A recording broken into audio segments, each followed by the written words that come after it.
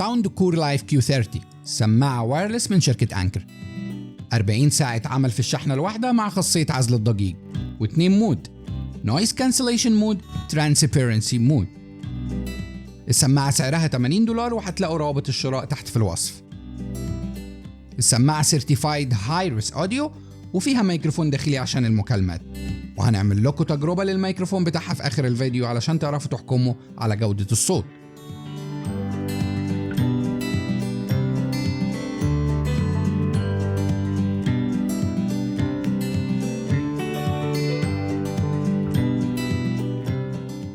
بمجرد فتح العلبة هنلاقي فيها حاجتين: شنطة بلاك عليها شعار ساوند كور، وكتاب دليل الاستخدام.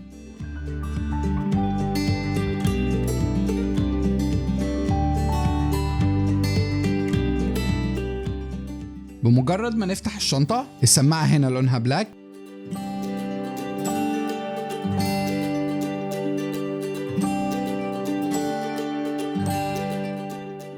هنلاقي فيها 2 كيبلز USB-A to USB-C عشان الشحن، 3.5 to 3.5 اوديو كيبل،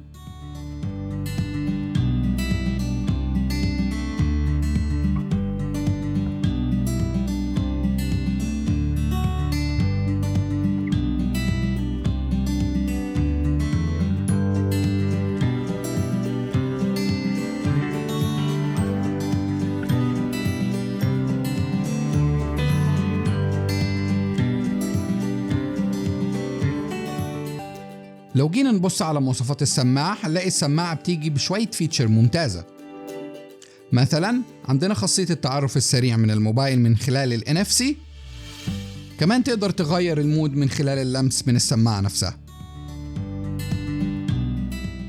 زي ما قلنا قبل كده في أول الفيديو، السماعة بتديك لحد 40 ساعة عمل في الشحنة الواحدة، وكمان ممكن تديك لحد 4 ساعات عمل في 5 دقايق شحن.